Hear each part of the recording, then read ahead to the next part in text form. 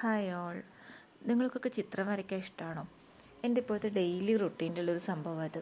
ഒരു 10 മിനിറ്റെങ്കിലും ഒരു ദിവസം ഞാൻ മാറ്റി വയ്ക്കാൻ ശ്രമിക്കാറുണ്ട് പ്രാക്ടീസ് ചെയ്യാൻ വേണ്ടിയിട്ട്. പിന്നെ എവിടെ പോവുകയാണെങ്കിലും എൻ്റെ ബാഗിലൊരു ചെറിയ ബുക്കും കുറച്ച് പെൻസിൽസും ഉണ്ടാവും. ഫ്രീ ടൈം കിട്ടുമ്പോഴൊക്കെ ഞാൻ എന്തെങ്കിലും വരച്ചുകൊണ്ടിരിക്കും. എനിക്ക് വരയ്ക്കാൻ ഇഷ്ടമാണെന്നും വലിയ അലമ്പിലൂടെ വരയ്ക്കാൻ പറ്റുന്നുണ്ടെന്നും ഞാൻ തിരിച്ചറിഞ്ഞത് ഞാൻ 7ാം ക്ലാസ് പഠിക്കുന്ന സമയത്താണ്. അന്ന് വീട്ടിൽ മനോരമ ആഴ്ചപ്പതിപ്പ് വരുത്തും. അതിൽ നല്ല ഭംഗിയുള്ള ചേച്ചിമാരുടെയും ചേട്ടന്മാരുടെയൊക്കെ ഫോട്ടോസ് ഉണ്ടാവും. അത് നോക്കിയിട്ടാണ് ഞാൻ ആദ്യമായിട്ട് വരച്ചത്. റഫ് ബുക്കിൻ്റെ ബാക്ക് സൈഡിൽ നോർമൽ പെൻസിലൊക്കെ ഉപയോഗിച്ചിട്ട് മനോരമയിലത്തെ ചിത്രങ്ങളാണ് എൻ്റെ ആദ്യത്തെ പടം വര. ഇന്നത്തെ പോലെ വലിയ സപ്പോർട്ടൊന്നുമില്ല അന്ന് ചിത്രം വരയ്ക്ക്.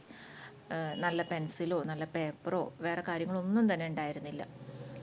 ഉള്ളത് വെച്ചിട്ട് കാത്തിരിക്കും വ്യാഴാഴ്ചയാവാൻ വേണ്ടിയിട്ട് മനോരമ കിട്ടാൻ, അതിലെ ചിത്രം വരയ്ക്കാനും നോവൽ വായിക്കാനും വേണ്ടിയിട്ട്. എൻ്റെ വായനാശീലം തുടങ്ങിയതും അങ്ങനെ തന്നെയാണ്.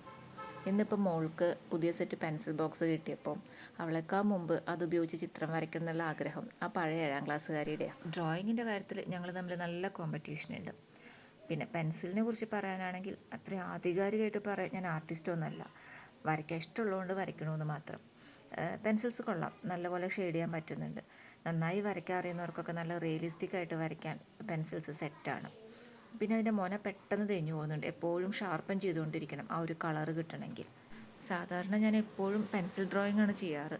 ഫസ്റ്റ് ടൈമാണ് കളർ ഷെയ്ഡ് വെച്ചിട്ട് ചെയ്യുന്നത്. അതിൻ്റേതായിട്ടുള്ള എല്ലാ കുറവുകളും ഈ ഒരു പിക്ചറിനുണ്ട്.